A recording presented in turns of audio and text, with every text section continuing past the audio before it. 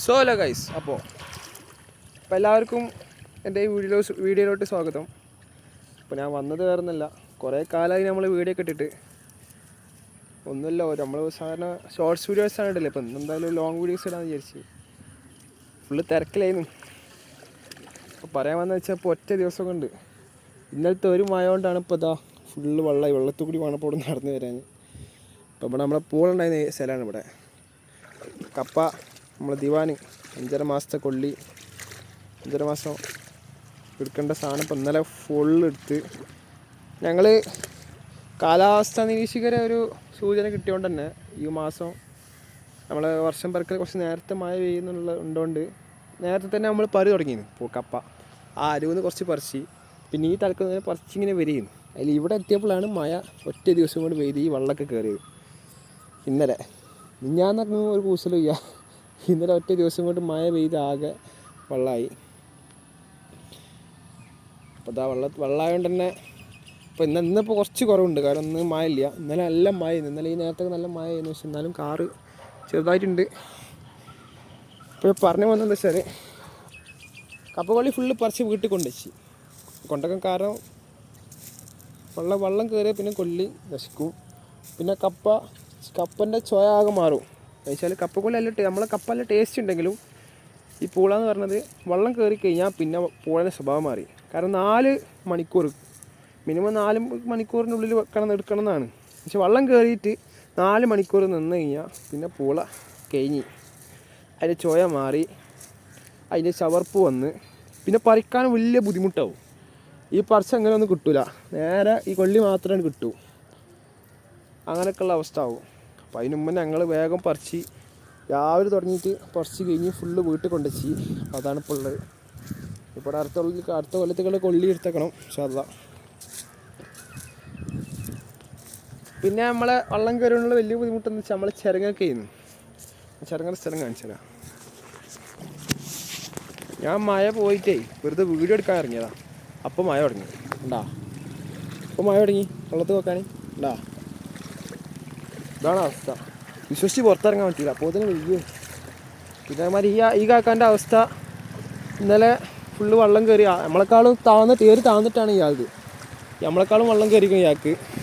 പക്ഷേ ഇയാൾ വേഗം പറിച്ച് മറ്റേത് ഉയരത്തിലായി. പക്ഷെ അടിയുള്ള ആൾ പറിച്ച്. പിന്നെ ചക്കരക്കേങ്ങ് ഉണ്ട്. അത് എന്താവുന്ന ആൾക്കും അറിയില്ല, നമുക്കും അറിയാം. ഞങ്ങൾ വീഡിയോ കാണുന്നവർ എന്ത് കൃഷി ചെയ്യുമ്പോൾ ശ്രദ്ധിക്കേണ്ടത് വെച്ചാൽ എങ്ങനെയെങ്കിലും ഉയർത്തിക്ക് കയറാൻ നോക്കുക. കാരണം പാടത്ത് നിന്നാതെ എപ്പോൾ വെള്ളം കയറുന്ന ഒരു ആർക്കും പറയാൻ പറ്റില്ല. അപ്പോൾ ശ്രദ്ധിക്കുക. ഇതുപോലെ പറമ്പൊന്നും കിട്ടിയിട്ടാണെങ്കിൽ പാടത്ത് ചെയ്യാനാണെങ്കിൽ തന്നെ എങ്ങനെയെങ്കിലും ഏര് ഉയർത്തുക. മാക്സിമം എത്ര അടിയിൽ നിന്ന് മണ്ണെടുത്ത് ഉയർത്താൻ പറ്റും അത്രയും നല്ലതാണ്. അപ്പോൾ ഇത് കണ്ടില്ല, ഇത് ഞങ്ങൾ ഇവിടെ നല്ല താഴെയാണ്, അവിടെ ഏര് പൊന്തിയിട്ടാണ്.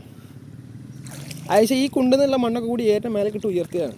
ഇപ്പോൾ ഞാൻ ചവിട്ടുന്ന സ്ഥലം പോലെ ആവേണ്ട സ്ഥലം ഞങ്ങൾ മണ്ണ് ഉയർത്തിക്കൊണ്ട് ഇപ്പോൾ എന്തായി വെള്ളത്തിന് നേരെ മേലായി. ഇന്നലെ ഈ വെള്ളമൊക്കെ ഇതിൻ്റെ ഏരിയ മേലെയായിരുന്നു. ചീരൊക്കെ മുങ്ങിയിട്ടായിരുന്നു. ഇപ്പോൾ ഒന്ന് കുറച്ച് വെള്ളം ഇറങ്ങിയതുകൊണ്ട് ഇന്ന് മഴ ചെയ്യാത്തതുകൊണ്ട് ഇങ്ങനെ ആയി. പക്ഷെ മഴ എന്നാലും വരണ്ട്. പോത്തിനത്തൊക്കെ ചീരൊക്കെ പറിച്ച് കെട്ടാക്കി വിടണം.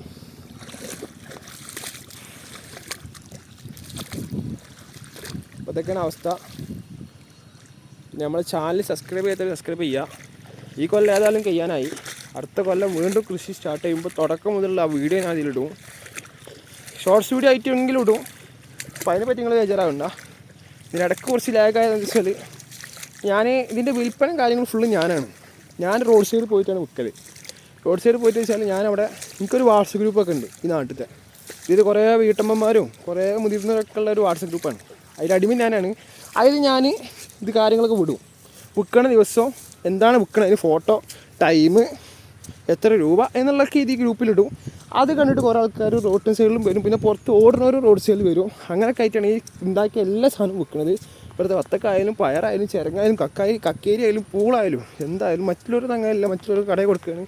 നമ്മൾ ഫുൾ അങ്ങനെ വിൽക്കുകയാണ്. അതാണ് നമ്മൾ കൃഷിൻ്റെ ഒരു പോസിറ്റീവ്. നമ്മൾ പറഞ്ഞതാണ് റേറ്റ്, അതാണ് അവിടെ. ചിരങ്ങൻ്റെ അവസ്ഥ പറയുകയാണെങ്കിൽ ചിരങ്ങൻ്റെ അവസ്ഥ പറയുകയാണെങ്കിൽ മഴ കൊണ്ടു തുടങ്ങി ഞങ്ങൾ താന്ന് അടി കരിക്കുക. ഏരി കണ്ടില്ല, ഏരി ഞാൻ പറഞ്ഞു ഞങ്ങളെ മറ്റേ രീതിയിൽ ഉയർത്തിയുണ്ട്. ഇപ്പോൾ സുഖമായി. അതല്ല ഇപ്പോൾ താഴെ ഉണ്ടാക്കുന്നുണ്ടെങ്കിൽ ഇപ്പോൾ എപ്പോഴും വെള്ളം കയറി. അതാണ് അവസ്ഥ.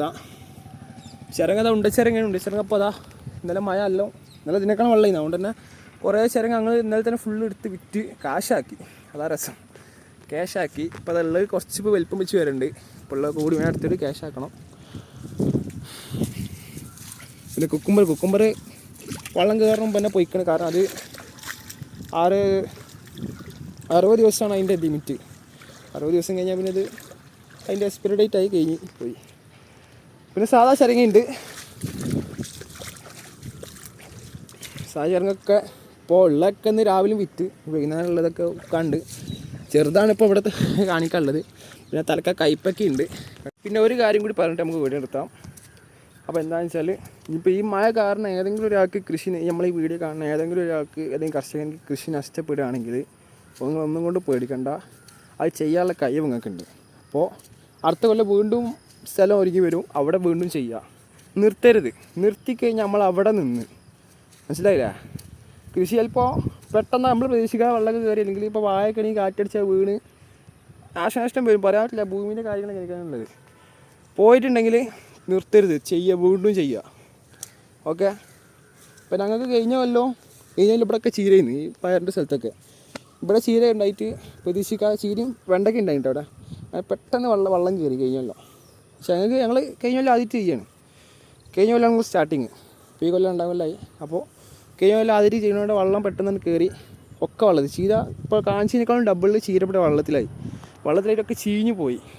അപ്പം ഞങ്ങൾ അന്ന് നിർത്തുകയുണ്ടെങ്കിൽ ഇവിടെ കഴിഞ്ഞിരുന്നു.